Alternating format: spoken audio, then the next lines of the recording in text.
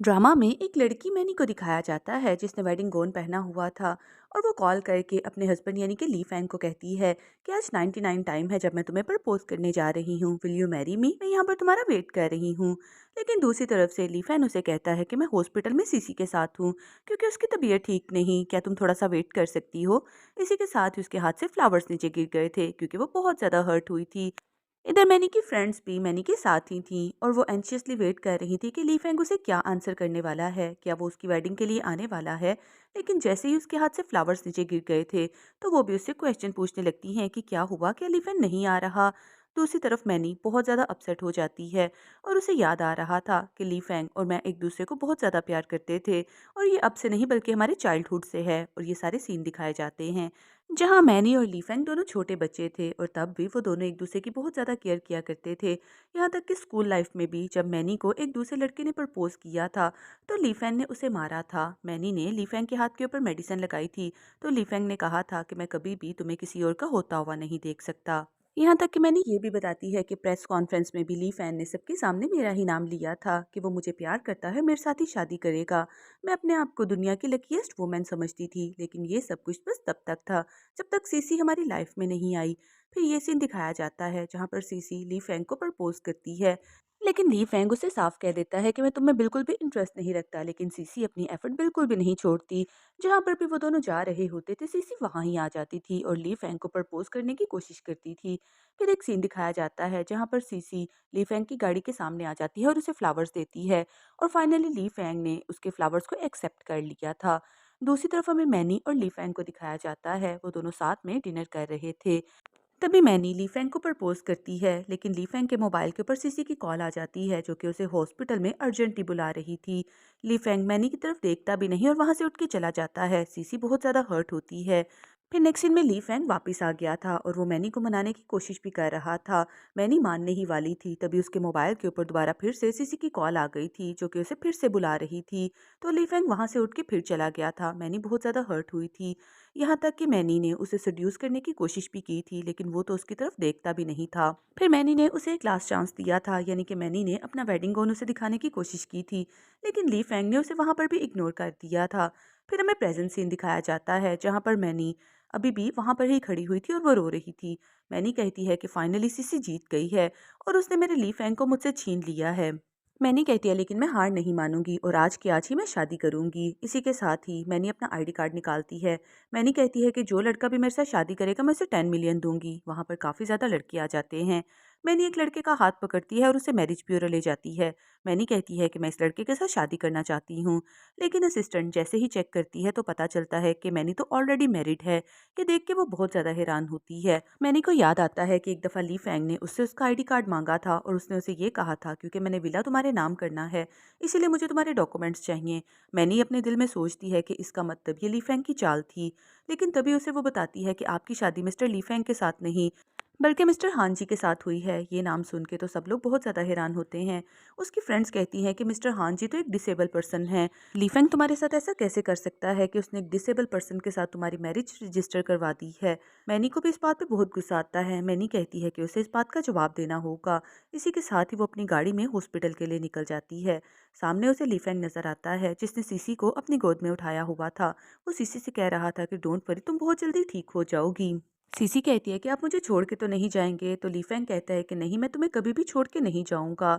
लेकिन दूसरी तरफ मैंने ये सारा सीन देख रही थी। इधर नर्सिस भी उन दोनों के रिलेशनशिप के बारे में बात कर रहे थे कि सीसी को माइनर सी इंजरी आई है और लीफेंग उसकी कितनी केयर कर रहा है ना।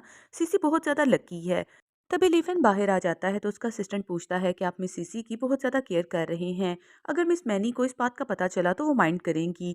लीफेंग कहता है कि उसे मैं संभाल लूंगा, लेकिन मुझे ये नहीं पता चलता कि मैं उसे प्यार करता हूँ या ये सिर्फ अट्रैक्शन है, क्योंकि हम लोग बचपन से एक साथ हैं और मैं आज तक अपने रिलेशनशिप को समझ ही नहीं पाया। लेकिन सीसी का अनकंडीशनल लव देख के मुझे लगता है जैसे इसी को ही सच्चा प्यार कहते हैं। मैनी ने भी ये सारी बात सुन ली थी। मैनी कहती है कि ली फैंग, अब मैं तुम्हारी ज़िंदगी में वापस कभी भी नहीं आऊँगी और अब मैं तुम्हें खुद ही छोड़ के जा रही हूँ। तभी उसे याद आता है कि उसकी शादी मिस्टर हान जी के साथ हुई है। वो मिस्टर हान जी के मोबाइल पर कॉल करती है और उन्हें बताती है कि मैं आपकी वाइफ हूँ। मैनी कहती है कि मुझे आपके साथ ऑफिशियली मैरिज करनी है। दूसरी तरफ मिस्टर हान जी को दिखाया जाता है, जिनका फेस अभी क्लियर नज़र नहीं आ रहा था, लेकिन वो गाड़ी में कहीं जा रहे थे। वो मैनी से कहते हैं कि मैं आउट ऑफ सिटी हूँ, मैं 10 डेज़ के बाद आऊँगा, क्या तुम 10 डेज़ के लिए वेट कर सकती हो? मैनी कहती है कि ठीक है, फिर डील है, 10 डेज़ के बाद आपको मेरे साथ सिविल ब्यूरो में शादी करनी होगी। मैनी कहती है कि ठीक है, और ये कह के उसने कॉल बंद कर दी थी। फिर नेक्स्ट सीन में मैनी को बार में दिखाया जाता है। वो बहुत ज़्यादा अपसेट हो रही थी, लेकिन मैनी की फ्रेंड्स उसे चीयर अप करने की कोशिश करती हैं। वो मैनी से कहती हैं कि तुम उस कम बैक के लिए अपना दिन बर्बाद क्यों कर रही हो, तुम्हें भी उसे छोड़ देना चाहिए, चलो ड्रिंक करते हैं। फिर नेक्स्ट सीन में मैनी ने बहुत ज़्यादा ड्रिंक कर ली थी और उसका फ्रेंड उसे घर पर छोड़ने के लिए आता है। मैनी कहती है कि मैं ठीक हूँ, अब तुम जा सकते हो। लेकिन तभी मैनी को कुछ टूटने की आवाज़ आती है। मैनी जल्दी से अपने बेडरूम में जाती है, जहाँ पर उसका फेवरेट पॉट अब टूट चुका था और सामने ली फैंग और सीसी खड़े हुए थे। सीसी ने मैनी का ही नाइट ड्रेस पहना हुआ था। पहले तो वो उसकी तरफ देखते ही गुस्सा करने लगती है कि तुमने मेरा नाइट ड्रेस क्यों पहना है, लेकिन जैसे ही उसकी नज़र अपने टूटे हुए फेवरेट पॉट की तरफ जाती है तो वो रोने लगती है। मैनी कहती है कि ये मेरी मदर की आखिरी निशानी थी, तुमने इसे क्यों तोड़ा? सीसी कहती है कि आई एम सो सॉरी, मैंने इसे जानबूझ के नहीं तोड़ा। वो लीफेंग की तरफ देखते हुए कहती है कि तुम्हें तो पता है ये पोर्ट मेरे लिए कितना ज़्यादा ज़रूरी था। सीसी लीफेंग की तरफ जाती है और उसका हाथ पकड़ के कहती है कि तुम तो मेरे ऊपर ट्रस्ट करो। लीफेंग कहता है कि सीसी ने ये जानबूझ के नहीं तोड़ा, बल्कि ये सब कुछ अचानक हुआ है। मैनी भी गुस्से में आ जाती है और रोने लगती है। मैनी कहती है कि पहले सीसी अचानक से मेरी ज़िंदगी में आ गई और उसके बाद तुमने मेरे साथ मैरिज को भी कैंसिल कर दिया, यानी कि ये सब कुछ इतना अचानक हुआ कि तुम्हें कुछ समझ ही नहीं आ रही।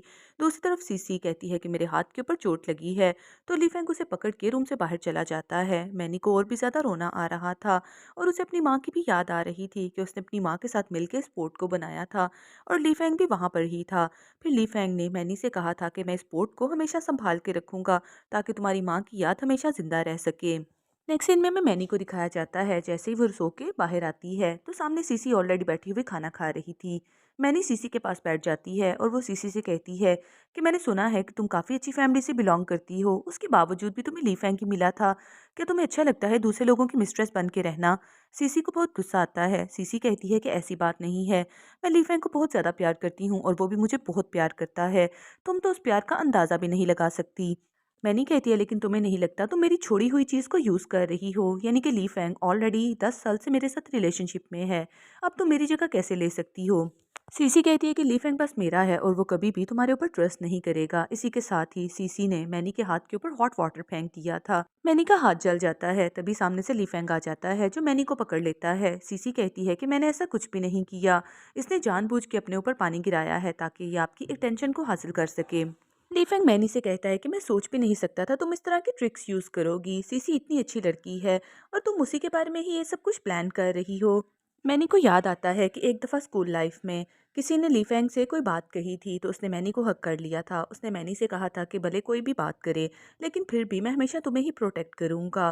फिर प्रेजेंट सीन में मैनी उसे कहती है कि मैंने ऐसा कुछ भी नहीं किया, लेकिन तुम तो मेरी बात के ऊपर ट्रस्ट नहीं करोगे। लीफेंग कहता है कि पहले मैं तुम्हारी बात के ऊपर ट्रस्ट करता था, लेकिन अब मुझे पता है कि सीसी झूठ नहीं बोल सकती।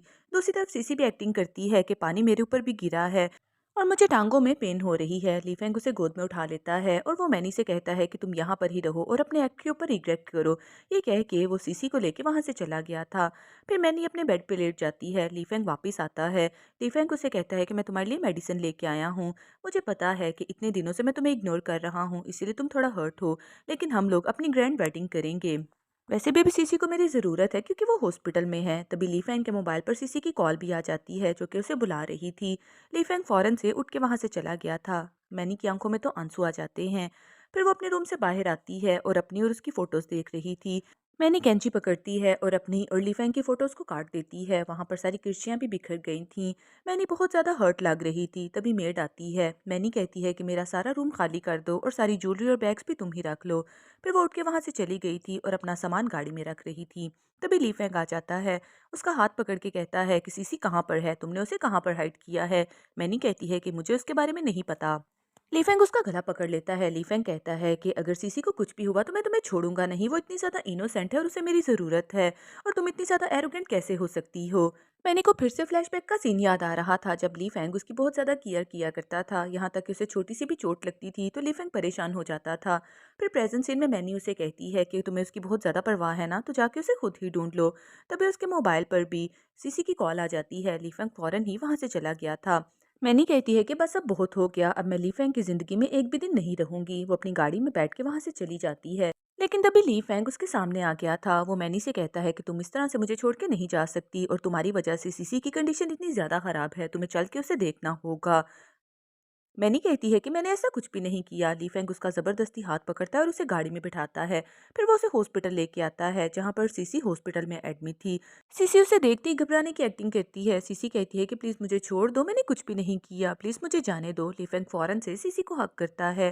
वो मैनी से कहता है कि तुमने इसे किडनैप करवाया था, इसीलिए उस बेचारी की कंडीशन ऐसी हो गई है। मैनी कहती है कि मैंने ऐसा कुछ भी नहीं किया, लेकिन ली फैंग उसे कहता है कि मैं तुम्हारी बात के ऊपर ट्रस्ट नहीं करूंगा। मैनी कहती है कि अगर यही बात है तो मैं पुलिस को कॉल करती हूँ, ताकि वो इस मैटर को इन्वेस्टिगेट कर सकें। ये बात सुन के सीसी और भी ज़्यादा घबराने लगती है। ली फैंग कहता है कि तुम्हारा दिमाग ख़राब है, अभी सीसी इस कंडीशन में नहीं है कि वो पुलिस के झमेलों में पड़ सके। मैनी कहती है कि देखा, वो झूठ बोल रही है, इसीलिए तो वो तुम्हें पुलिस के पास जाने से स्टॉप कर रही है। ली फैंग कहता है कि यही बात है तो ठीक है, फिर मैं तुम्हारे साथ भी सेम वैसा ही करूंगा, और वो अपने असिस्टेंट को बुला लेता है।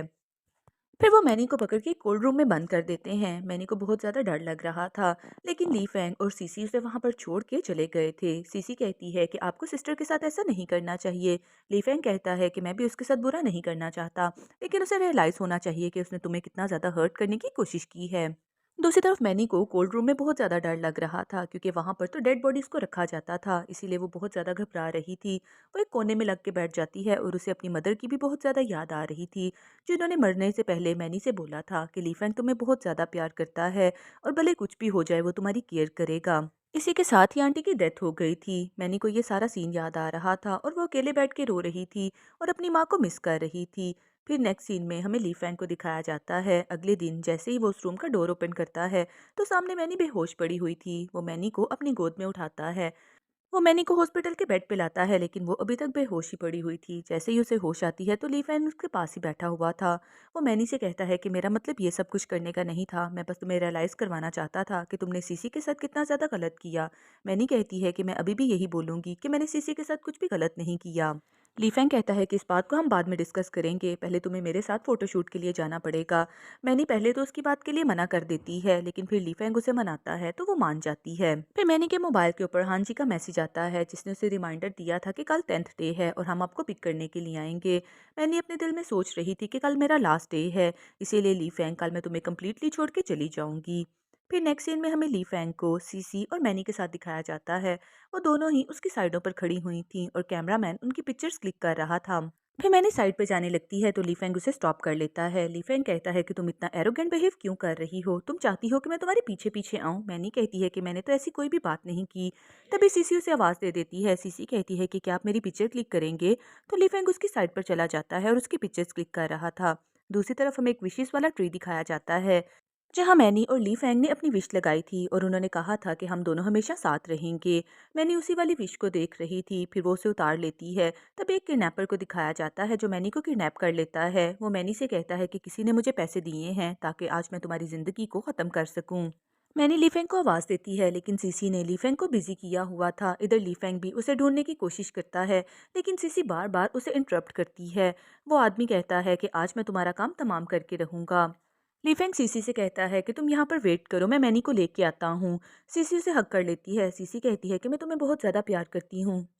ली फैंग सीसी को पीछे करता है। वो उसे कहता है आई एम सो सॉरी, लेकिन मैं मैनी को प्यार करता हूँ और मैं उसी के साथ ही शादी करूंगा। सीसी कहती है कि ऐसा नहीं हो सकता, मैं आपको उससे भी ज़्यादा प्यार करती हूँ और हमेशा खुश रखूंगी। इसी के साथ वो उसको ज़बरदस्ती किसिंग करने लगती है। दूसरी तरफ मैनी भी उन दोनों को किसिंग करता हुआ देख लेती है और वो अपनी आंखें बंद कर देती है, यानी कि वो मरने के लिए कम्प्लीटली रेडी हो चुकी थी। तभी स्टोरी में ट्विस्ट आता है और हमें मिस्टर हान जी को दिखाया जाता है, जो उस आदमी को मार के साइड पे गिराते हैं और वो मैनी को बचा लेते हैं। वो मैनी से कहते हैं कि मेरा नाम मिस्टर हान जी है और आई एम सो सॉरी, मैं आपको बचाने में लेट हो गया। मैनी मिस्टर हान जी को देख के बहुत हैरान होती है। मैनी कहती है कि मैंने तो सुना था कि मिस्टर हान डिसेबल और इडियट पर्सन है, लेकिन आपको देख के तो ऐसा नहीं लग रहा। मिस्टर हान उसे कहते हैं कि मेरे बारे में काफ़ी ज़्यादा रूमर्स हैं, जब आप मेरे साथ रहेंगी तो आपको मेरे बारे में सब पता चल जाएगा। मैंने ली फैंग के बारे में सोच रही थी। फिर वो मिस्टर हान जी से कहती है कि मुझे अपनी न्यू आइडेंटिफिकेशन चाहिए, क्या आप मेरा नाम और मेरी आइडेंटिफिकेशन चेंज करवा सकते हैं। मिस्टर हान कहते हैं कि जैसा आप बोलेंगे वैसा ही होगा और वो उसे गाड़ी में बैठने के लिए बोलता है।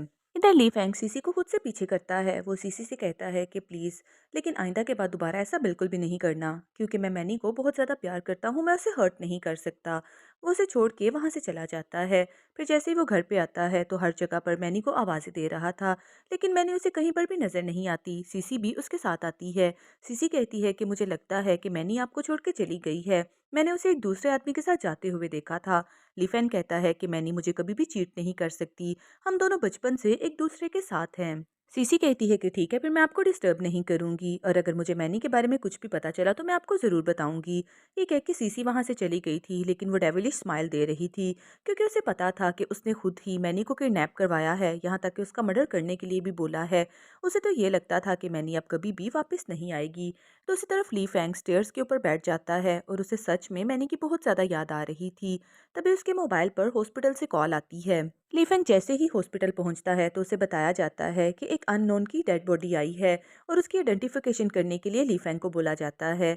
लीफेंग बहुत ज़्यादा घबरा रहा था, और वो घबराते घबराते उसके हाथ के ऊपर से कपड़ा हटाता है तो उसे उस लड़की के हाथ में रिंग नजर आती है, और ये वही रिंग थी जो लीफेंग ने मैनी के हाथ में पहनाई थी। और मैनी ने लीफेंग से बोला था कि ये रिंग मेरी बहुत ज़्यादा फेवरेट है, मैं इस रिंग को कभी भी नहीं उतारूंगी।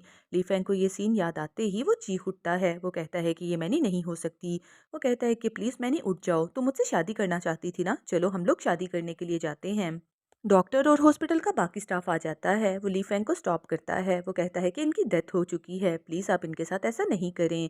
फिर डॉक्टर तो डेथ सर्टिफिकेट भी ले आता है और ली फैंग को उसके ऊपर सिग्नेचर करने के लिए बोलता है। ली फैंग उस पेपर को पकड़ के साइड पे फेंकता है। ली फैंग कहता है कि मैं सिग्नेचर नहीं करूंगा, क्योंकि मैंने की डेथ नहीं हो सकती। तभी वहां पर सीसी आती है। सीसी तो दिल में बहुत ज़्यादा खुश हो रही थी, लेकिन वो ली फैंग के पास आती है। वो उसे कहती है कि प्लीज़ खुद को संभालो, मैंने कहा था ना कि मैनी अब वापस नहीं आएगी। लीफेंग उसे धक्का दे देता है और बाकी सब लोगों को भी वहां से जाने के लिए बोलता है। फिर वो मैनी को हक कर लेता है। वो कहता है कि मैनी मैं तुम्हें कुछ भी नहीं होने दूंगा। नेक्स्ट सीन में लीफेंग अपने घर आ जाता है और वो बहुत ज़्यादा ड्रिंक कर रहा था, और उसे मैनी की बहुत याद आ रही थी। तभी सीसी उसके घर पे आती है। सीसी कहती है कि प्लीज़ ब्रदर लीफेंग आप अपने आप को संभालने की कोशिश करो, मैनी वैसे भी अब आपकी ज़िंदगी में नहीं रही, चलो हम दोनों शादी कर लेते हैं और अपनी न्यू लाइफ स्टार्ट करते हैं। लीफेंग उसका गला पकड़ लेता है। लीफेंग कहता है कि ये सब कुछ सिर्फ तुम्हारी वजह से हुआ है, मैं और मैनी तो काफ़ी ज़्यादा हैप्पी लाइफ स्पेंड कर रहे थे। तभी उसकी नज़र वॉल पर पड़ी हुई पिक्चर्स पर जाती हैं, जो कि अब वहाँ पर नहीं थी। वो मेड से पूछता है कि यहाँ से पिक्चर्स कहाँ पर गईं, तो वो उसे बताती है कि मिस मैनी ने खुद ही उन पिक्चर्स को डिस्ट्रॉय कर दिया था, और ये उसी दिन हुआ था जिस दिन आपने उन्हें इग्नोर किया था। लीफेंग को याद आ रहा था कि मैनी उसे अपनी पिक्चर्स दिखाते हुए बात कर रही थी, लेकिन लीफेंग के मोबाइल पर सीसी की कॉल आ गई थी जो कि उसे मिलने के लिए बुला रही थी।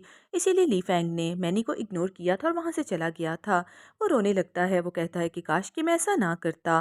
फिर वो सीसी से कहता है कि ये सब कुछ तुम्हारी वजह से हुआ था। वो उसका हाथ पकड़ के उसे मैनी की फ़ोटो के पास लेके जाता है। वो सीसी से कहता है कि तुम्हें मैनी से माफ़ी मांगनी पड़ेगी। सीसी कहती है कि मैं इससे माफ़ी भला क्यों मांगूं, मैंने तो कुछ भी नहीं किया। लेकिन ली फैंग उसे कहता है कि ये सब कुछ तुम्हारी वजह से हुआ है, इसीलिए माफ़ी तो तुम्हें मांगनी पड़ेगी, अदरवाइज मैं तुम्हारी पूरी फैमिली को डिस्ट्रॉय कर दूंगा। सीसी कहती है कि ठीक है, मैं माफ़ी मांग लेती हूँ। फिर सीसी उसकी फ़ोटो के सामने प्रेयर करती है और उससे माफ़ी मांगती है, लेकिन गुस्सा तो उसे बहुत ज़्यादा आ रहा था। फिर नेक्स्ट सीन में ली फैंग को दिखाया जाता है जो कि बार में दोबारा फिर से ड्रिंक कर रहा था, और साथ में वो मैनी को मिस कर रहा था।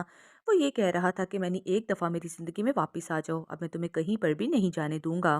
तभी उसका फ्रेंड उसके पास आता है। वो उसे कहता है कि तुम कब तक इसी तरह से शोक मनाते रहोगे, चलो कल एक वेडिंग है, उसे अटेंड करने के लिए जाते हैं। लीफेंग कहता है कि मैं कहीं पर भी जाने में इंटरेस्टेड नहीं हूँ, लेकिन अचानक से उसकी नज़र वेडिंग कार्ड पर जाती है जहाँ पर वो मिस्टर हान जी का नाम देख लेता है। वो कहता है कि ये मिस्टर हान जी कौन है। उसका फ्रेंड बताता है कि मिस्टर हान जी बहुत बड़े बिजनेस टाइकॉन हैं और कल उनकी शादी होने वाली है। उसको भी ये नाम थोड़ा फेमिलियर लग रहा था, इसीलिए ली फैंग वहाँ पर जाने के लिए मान जाता है। फिर नेक्स्ट सीन हमें वेडिंग हॉल का दिखाया जाता है जहाँ पर बहुत बड़ी पार्टी ऑर्गेनाइज की हुई थी।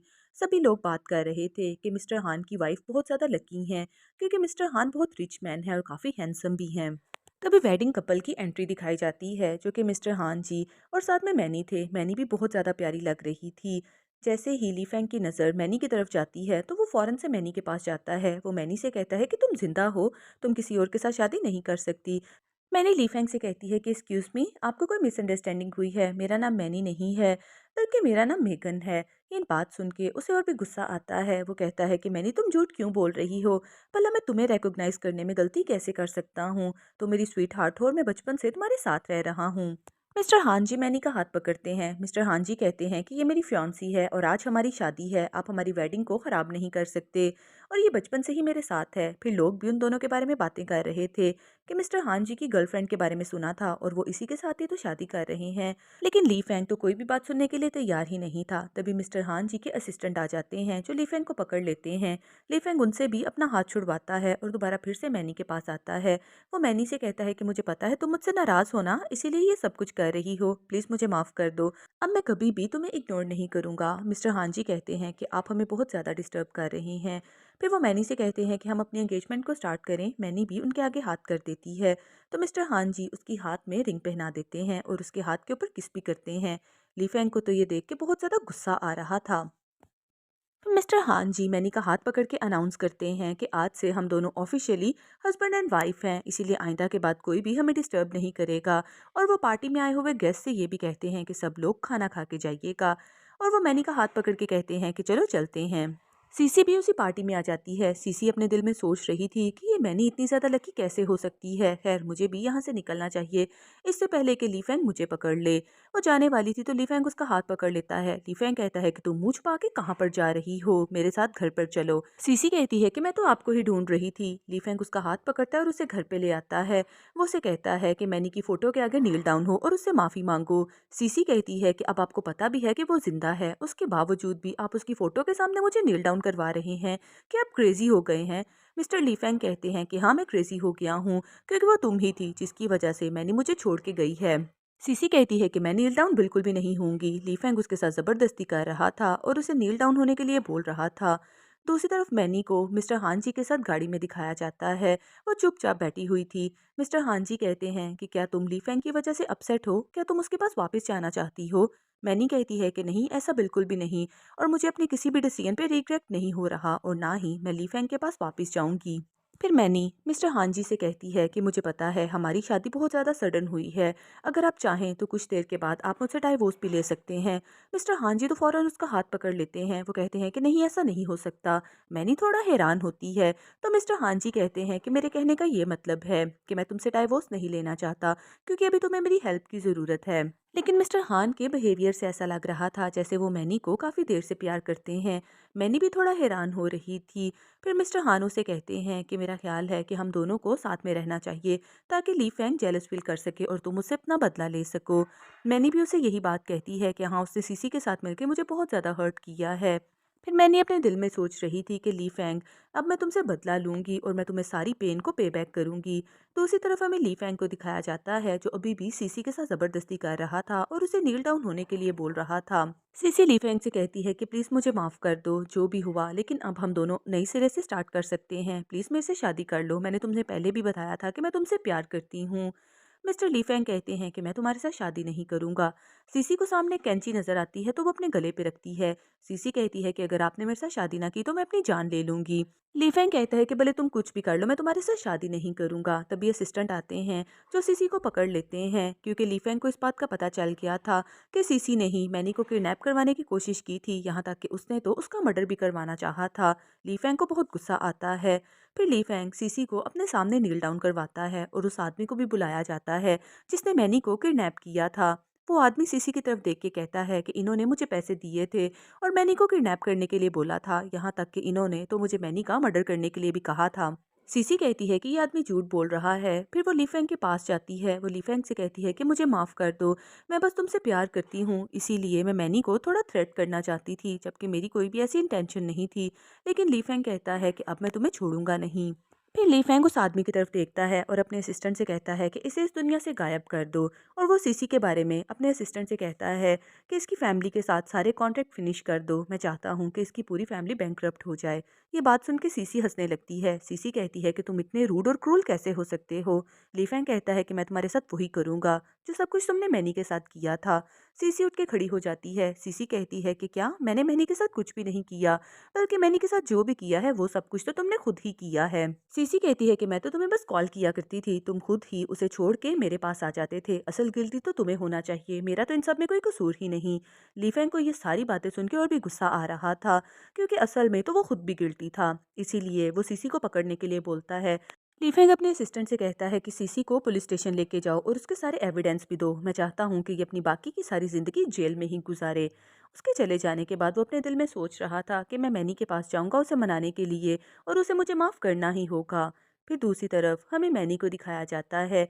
लीफेंग उसके घर के बाहर चला जाता है और जोर जोर से दरवाजा नॉक कर रहा था। मैनी अम्ब्रेला लेके बाहर आती है। मैनी कहती है कि अब तुम यहाँ पर क्या कर रहे हो। लीफेंग उसे वीडियो दिखाता है। लीफेंग कहता है कि देखो, मैंने सीसी को अपनी ज़िंदगी में से बाहर निकाल दिया है। मैनी कहती है कि अब मुझे इस बात से फ़र्क नहीं पड़ता, और शायद ये भी तुम झूठ ही बोल रहे हो। लीफेंग कहता है कि मेरी बात पे यकीन करो, मैं झूठ नहीं बोल रहा। लेकिन मैनी कहती है कि मैं तुम्हारी किसी भी बात का यकीन नहीं करूंगी, जैसे उस वक्त तुम मेरी बात का यकीन नहीं किया करते थे। क्या तुम भूल गए कि तुमने मुझे कोल्ड रूम में बंद कर दिया था? मैं मरने ही वाली थी। लीफेंग कहता है कि मैं बहुत ज़्यादा गलत था, प्लीज़ मुझे माफ़ कर दो, मुझे एक चांस दे दो। तभी मिस्टर हान जी भी आ जाते हैं, जो मैनी को कहते हैं कि बाहर बहुत ज़्यादा सर्दी है, अगर तुम यहाँ पर ही खड़ी रही तो बीमार पड़ जाओगी। मिस्टर हान जी के असिस्टेंट आते हैं, जो लीफेंग को पकड़ के वहाँ से ले गए थे। नेक्स्ट सीन में ली फेंग को घर पे दिखाया जाता है। वो घर पे आते ही घर की खाली दीवारें देख रहा था, जहाँ पर पहले उसकी और मैनी की फोटो लगी हुई थी।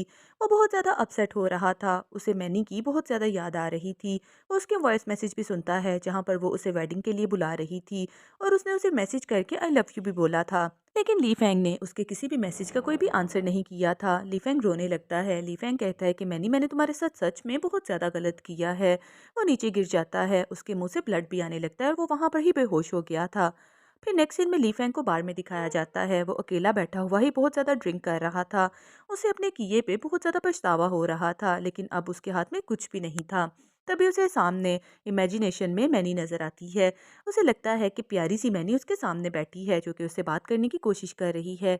ली फैंग अपना हाथ आगे बढ़ाता है ताकि उसे टच कर सके, लेकिन ये सब कुछ तो बस उसकी इमेजिनेशन था, और उसके सामने तो कोई भी नहीं था और वो अकेला ही था। वो अपना सर पकड़ लेता है और उसे बहुत ज़्यादा चक्कर आ रहे थे। फिर लीफेंग बार से बाहर आ जाता है और सामने उसे एक केक नजर आता है, जिसे देखते ही वो फ्लैशबैक में खो जाता है।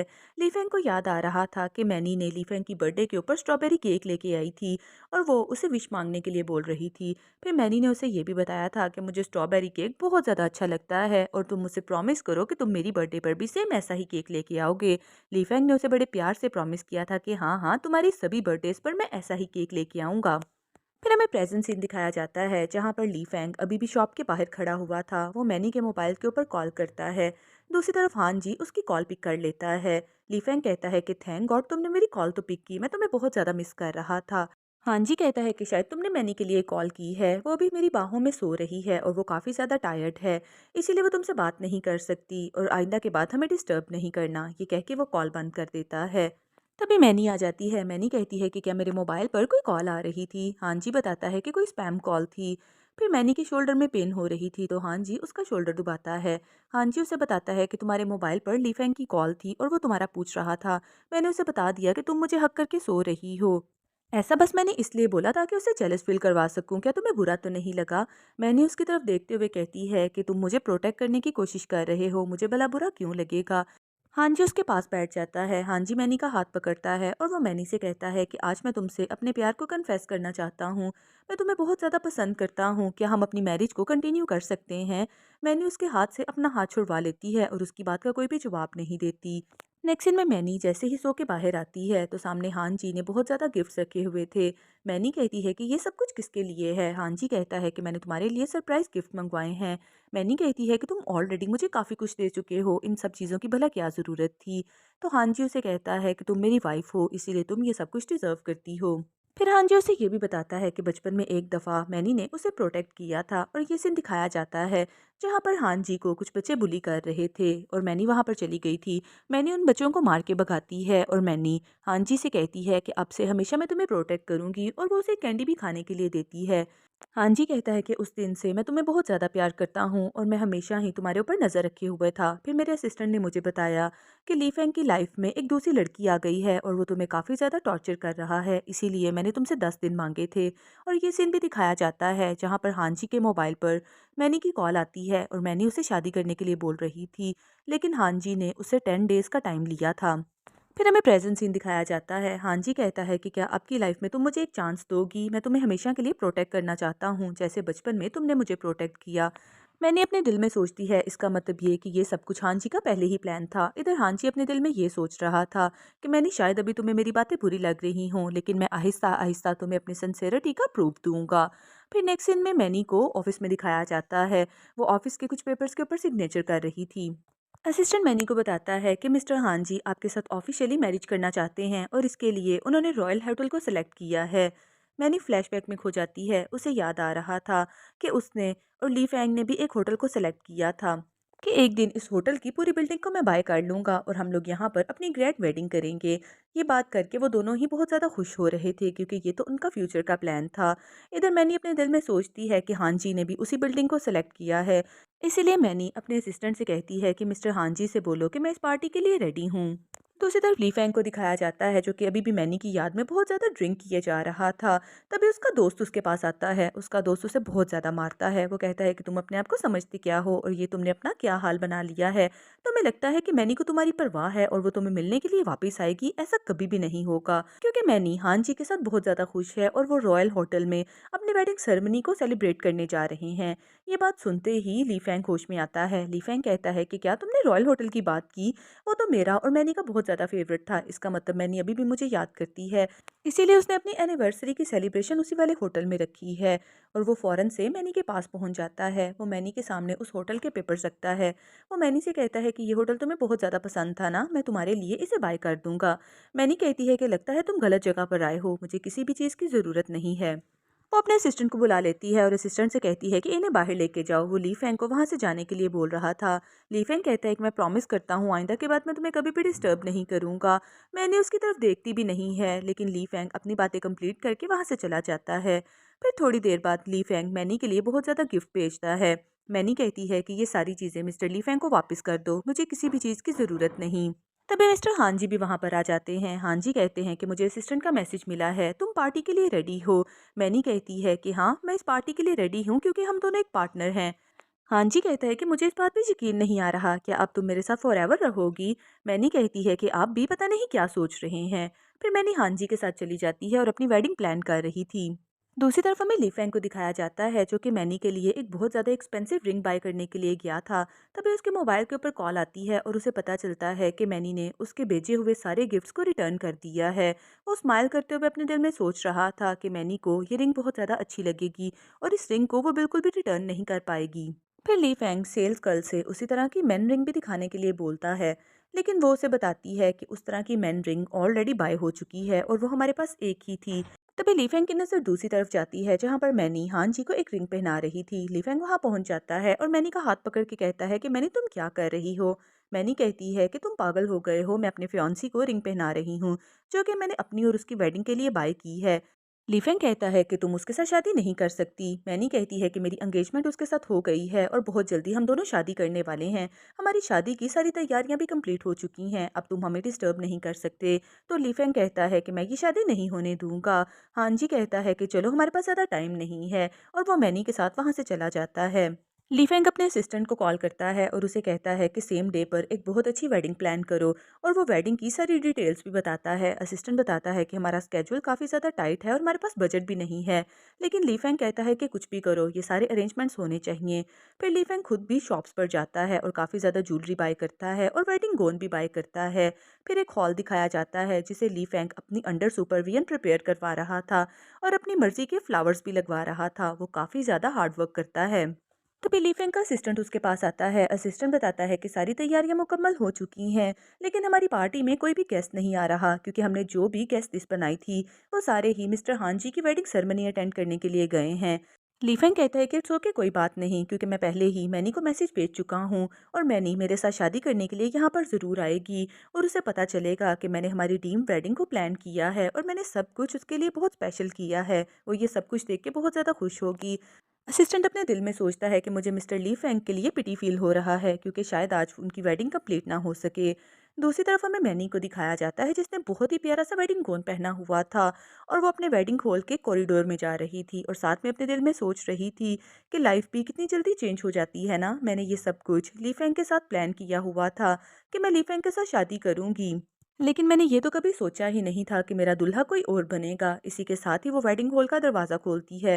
दूसरी तरफ हमें ली फैंग को दिखाया जाता है, वो भी बेसब्री से बैठा हुआ इंतज़ार कर रहा था कि थोड़ी देर में उसकी दुल्हन वहाँ पर आ जाएगी। जैसे ही दरवाज़ा खुलता है वो तो ये सोच रहा था कि मैनी वहाँ पर आ गई है, लेकिन वहाँ पर तो कुछ लोग आए थे जो कि स्पीकर लेके आए थे। वो ली फैंग से पूछते हैं कि इसे कहाँ पर रखना है।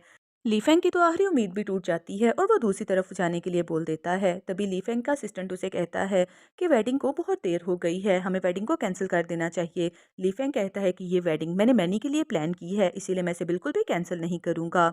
इधर हमें मैनी को दिखाया जाता है जो कि दूसरी साइड पर डोर ओपन करती है और सब लोग वहां पर मैनी का वेट कर रहे थे और सामने हांजी भी खड़ा था। मैनी उसके पास जाती है।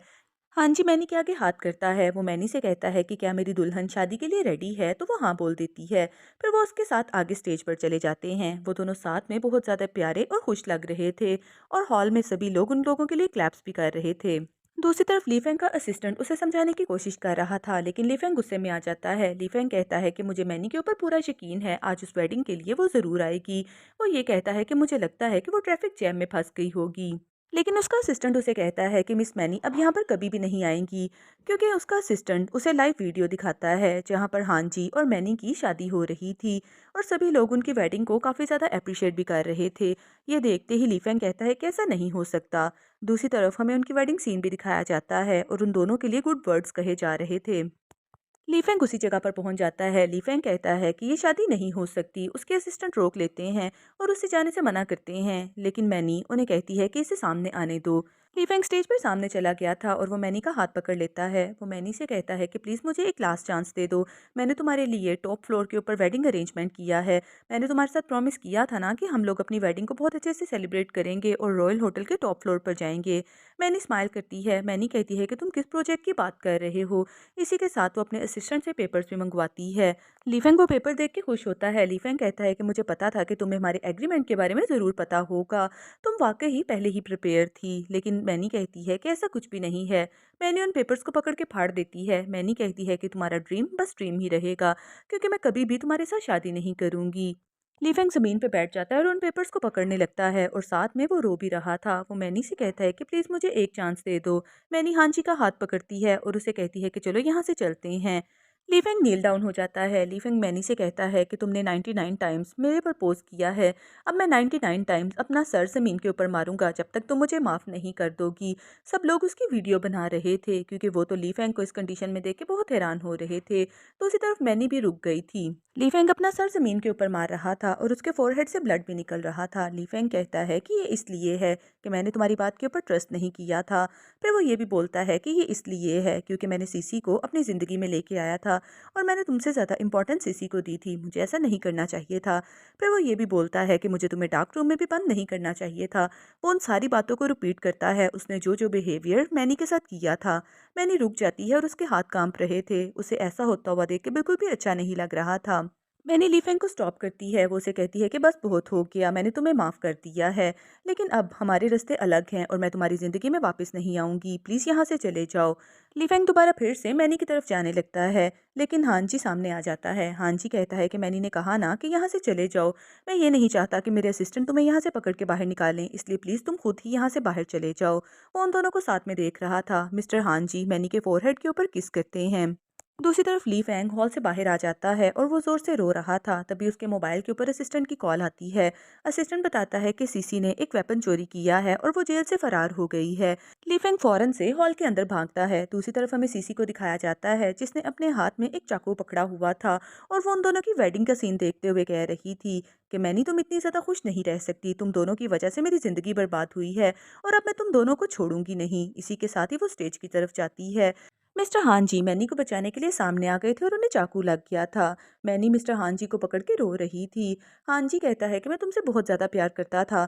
मैं उस दिन से तुम्हें प्यार करता हूँ जब मैंने तुम्हें पहली दफ़ा देखा था। मैं तुम्हें छोड़ के कभी भी नहीं जाना चाहता। मैनी भी रो रही थी। तब तक सिक्योरिटी गार्ड भी वहाँ पर आ गए थे और उन्होंने सीसी को पकड़ लिया था। सीसी अपने आप को छुड़वा के दोबारा फिर से मैनी को मारने के लिए जाने वाली थी, लेकिन सामने मिस्टर लीफेंग आ जाते हैं और लीफेंग को चाकू लग जाता है। लीफेंग मैनी की तरफ देख रहा था। उसे लग रहा था कि शायद मैनी उसे बचाने के लिए आएगी, लेकिन मैनी ने तो हान जी को पकड़ा हुआ था और वो उसकी तरफ देख भी नहीं रही थी। इसी के साथ ही लीफेंग की डेथ हो जाती है।